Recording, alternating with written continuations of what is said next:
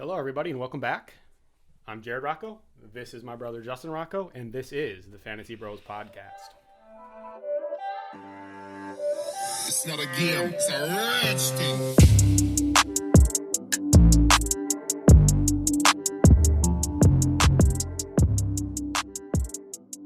Okay, everybody, welcome back. We got another week of fantasy football in the books. Well, it's actually Monday night, so there's still a game and a half to be played. But we're here talking waiver wire ads again, and it's been a crazy week in fantasy football with COVID and all the injuries, and I think now more than ever, we need to know what to do. Start praying to the waiver wire gods more than ever. It's been crazy. Has this affected you at all? It's affecting me big time. What Early in this season, I brought up the fact that I had lost Saquon, my number one pick. Right? Injury. It's a keeper league in a little bit smaller of a league. And wouldn't you know it, then I lose Derrick Henry the following week. So now I'm sitting on my best two players. Nothing. Yeah, and that's horrible. And luckily, the Derrick Henry thing, hopefully, is treated as a bye week, and we don't have to think about it again. Still get those points, and in the long run, who knows? It could work out in the end.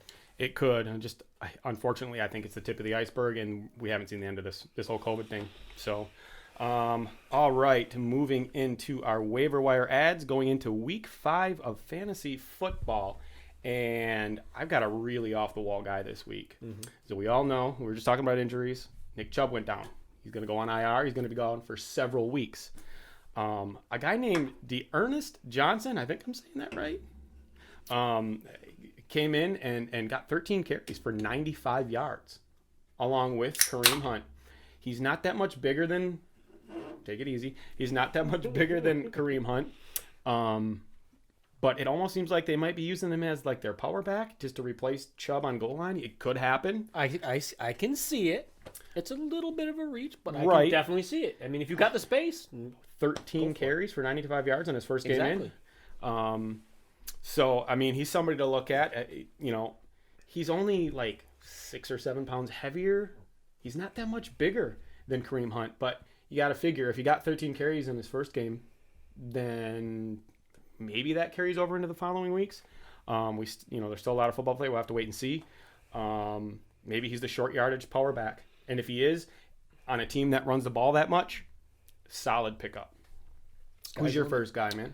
I'm not really high on this guy, but I think he's definitely worth adding to your roster, especially if you got bye weeks or injuries or COVID issues.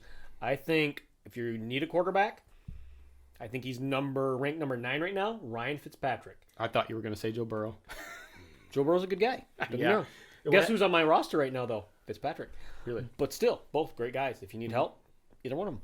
But Fitzpatrick has had 3 phenomenal games under his belt right now. He's got some relatively easy matchups coming up, especially if you got an injury in quarterback position or bye weeks or COVID. Pick him up. He's probably going to put up 20 points. Okay. Off to a little tangent. Everybody knows we have this whole Joe Burrow, Gardner Minshew feud happening. Oh, Judas Priest. I'd like to go on the record right now because Minshew had a solid game again, got 3 more touchdowns, did significantly better than your guy Burrow. I'll bet you right now, however much you want to bet, that Minshew finishes with a better fantasy year than Joe Burrow. How much you want to go? You heard it here, folks. We'll shake on it and everything. I'll put a $20 bill on that. $20. $20 bill. $20. All right. Let's do it. Let's go, Minshew. Like don't let me down, man. All right. But anyways, moving on. My second guy got a tight end, and his name is Mo Ali Cox. You just find the weirdest named guys and just start talking about them or what? Weird name guys do well in fantasy. Everybody knows that. If there's a hyphen in your last name, might as well just add 5 points to your fantasy every game. I'll have some whatever you're smoking. Well, but there is a connection there. The cooler the name, it just seems like he just woke up one day and said, "I have to be relevant." The ball just wants to be in the hands of these cool named guys. Anyways, Mo Ali Cox, he's a tight end. Mo Ali. He's got 2 touchdowns, and 194 yards on the season after 4 weeks. That's solid production for a tight end. He seems to be a red zone favorite for Phillip Rivers. With Akers gone for the Texans. I think you could do a lot worse on the waiver wire than Mo Alley Cox. I hope I'm saying that right. I mean, there's other options out there at tight end. I'm not saying you're wrong. It could work out, but there's still leagues where Dalton Schultz is available. I mean, you are right. His name did play a role in me picking him. Yeah. Not that Dalton Schultz doesn't have a sexy name. It was a factor. All right. Well, yeah, Dalton Schultz is great. Dalton Schultz. He had a long touchdown this last week, didn't I'm telling you, dude, he's a stud. I mean, if you need a tight end, he's going to do what tight ends do. Wait, is that your next guy? No, that's not my next guy. Okay, who's your next guy? I am gonna bring a guy up that I've previously brought up multiple times, and not because I have some fetish for him, because of this or that. Oh my God! Numbers. All right, if you're in a deeper league. Okay. Oh, I know what you're gonna say already. I already know what I was gonna say. Don't you be stupid. All right, I'll let you say it. If you're in a deeper league, and you need someone to fill in for bye weeks or whatever, Cole Beasley.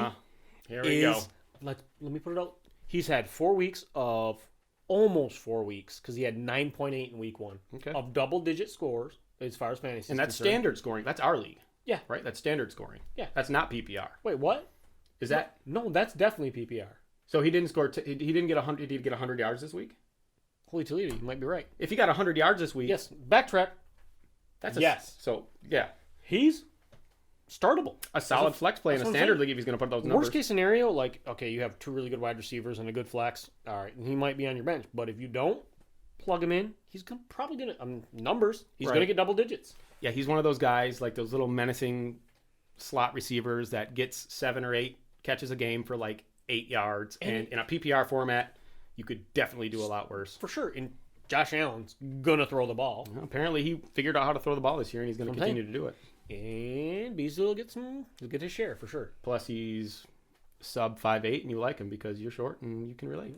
Kiss my ass. You're a little bitch, though. You know. All right, I know everybody is desperate to find guys and fill in spots. It's affecting all of us. COVID, injuries, just the injuries. Forget about COVID. This year have been crazy. We're talking Chubb, Eckler, Saquon. The list goes on of these guys that people had early draft capital into, and they're just dropping off like flies. I mean, you can still attribute that to COVID. I mean, they didn't get the reps. Right. They didn't have a preseason. They weren't prepared for the season. A lot of these soft tissue injuries, that's what happens when you're not prepared. You're not. Exactly. Right. These guys are not football ready, and they're getting on the field. And, I mean, them genetics are showing right now, man. Because the guys that last all season, man, they're fine specimens. Right. Well, most of these NFL players are fine specimens. But like you said, without a preseason, they're not in football condition. They can work out all they want, but they got to be in football condition. But anyways, I mean, guys, at this point, we're all in the same boat. Pray to the waiver wire gods. Hope your guy doesn't get injured. And, I mean, that's probably going to be the difference this season. If you can stay healthy, maybe pick up 1 or 2 waiver wire guys along the way, you'll probably be in pretty good shape. Let's just get through this season and hope for the best and have as much fun as we can with it, right? I agree. All right, guys, thanks for watching. Don't forget to like and subscribe, and we will see you next week. Don't be an idiot. Yeah, and you're a little bitch. And stay classy.